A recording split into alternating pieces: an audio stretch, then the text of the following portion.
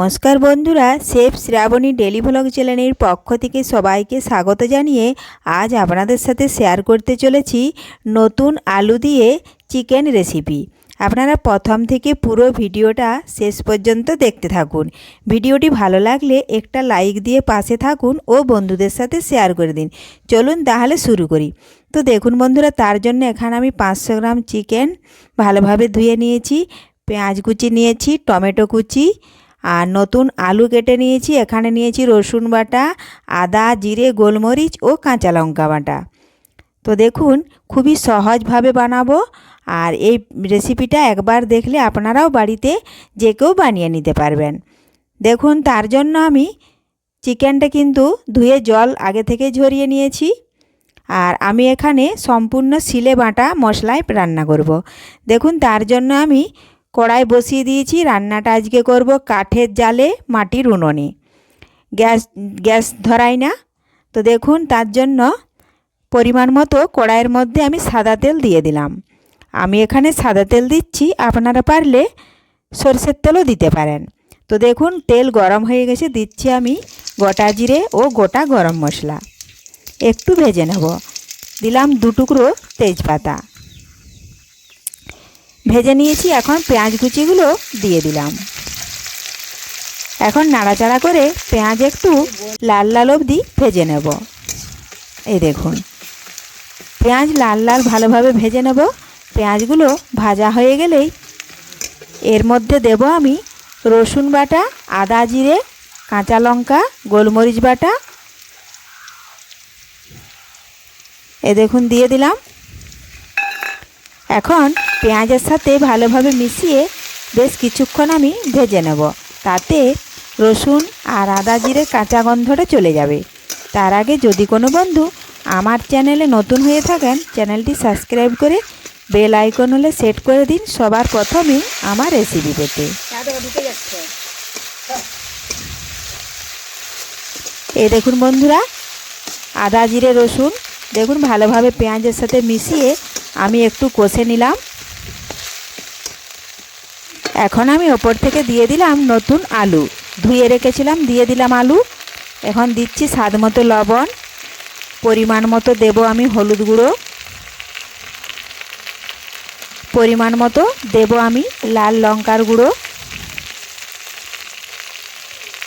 আর মাটির উনুনে কাঠের জালে যদি রান্না করা হয়, এর স্বাদ কিন্তু অতুলনীয়। তো দেখুন, ভালোভাবে আমি এখন একসাথে মিশিয়ে মশলার সাথে আলুগুলো একটু ভেজে নেব।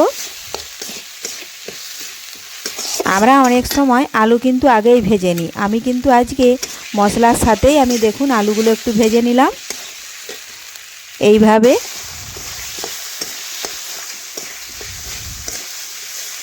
এখন আমি ওপর থেকে ধুয়ে রাখা চিকেন আমি দিয়ে দিলাম। এখন চিকেনও ভালোভাবে নাড়াচাড়া করে মশলার সাথে মিশিয়ে নেব।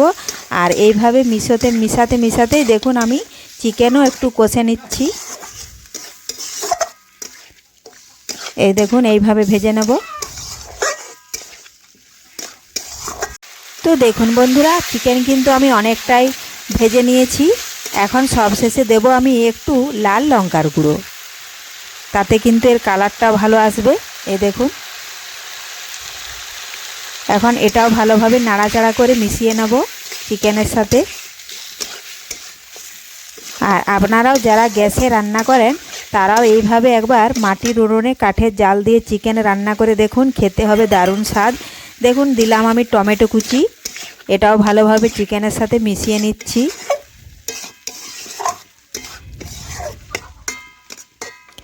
এই দেখুন, সব কিছু ভালোভাবে মিশিয়ে নিয়েছি।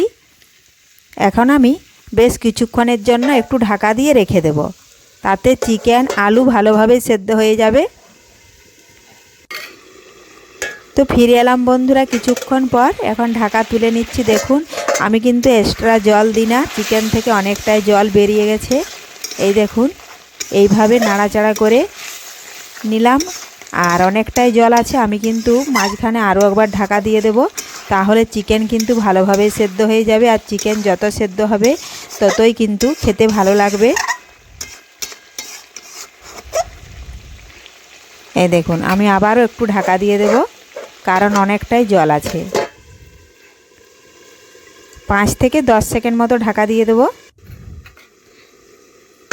তো দেখুন বন্ধুরা, ফিরে এলাম 5 থেকে 10 সেকেন্ড পর। আবারও ঢাকা তুলে নিয়েছি। দেখুন জলও কিন্তু অনেকটাই শুকিয়ে গেছে। আর যেটুকু জল আছে আমি এইভাবে দেখুন নাড়াচাড়া করতে করতে কড়ার মধ্যে জলটা শুকিয়ে নেব। আর আলু চিকেন ভালোভাবেই সেদ্ধ হয়ে গেছে। আর আজকে চিকেনটা বানাবো কিন্তু একটু ঝোল ঝোল টাইপের। এজন্য আমি দেখুন শুকনো শুকনোভাবে একটু কষিয়ে নিলাম। এই যেটুকু জল আছে সেটাও কিন্তু একদম শুকিয়ে নেব। আর এইভাবে যদি রান্না করা হয় তাহলে কিন্তু একদম দেশি মুরগির স্বাদে ঝোলটা হয়। অনেকেই কিন্তু পোলট্রি মুরগির ঝোল খেতে পছন্দ করেন না, কিন্তু এই পদ্ধতিতে যদি রান্না করেন তাহলে একদম দেশি মুরগির মতন ঝোলটা খেতে হবে।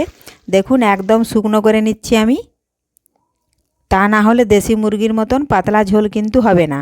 আর মশলা কিন্তু বেশি দেওয়া চলবে না, মশলাটা কম দিতে হবে। দেখুন একটা আমি আলু তুলে নিলাম, ওটা দেখে নেব হাত দিয়ে। আলুটা নতুন আলু তো সেদ্ধ হতে কতক্ষণ বাকি আছে। তো দেখুন এখন আমি পরিমাণ মতো ঝোলের জন্য জল দিয়ে দিলাম, একটু নাড়াচাড়া করে নিলাম। এখন ঝোল বেশ কিছুক্ষণ ধরে একটু ফুটিয়ে নেওয়ার অপেক্ষায় থাকবো আমি। এখন আমি ঝোল একটু ভালোভাবে ফুটিয়ে নেব সময় নিয়ে। আর ফুটে গেলেই তৈরি হয়ে গেল একদম দেশি মুরগির স্বাদে মাটির উনুনে কাঠের জালে চিকেনের ঝোল। রেসিপিটি ভালো লাগলে লাইক শেয়ার কমেন্ট করতে অবশ্যই ভুলবেন না বন্ধুরা। ধন্যবাদ। ফিরে আসবো আবারও নতুন রেসিপি নিয়ে। দেখুন হয়ে গেছে, এটা এখন আমি নামিয়ে নেব।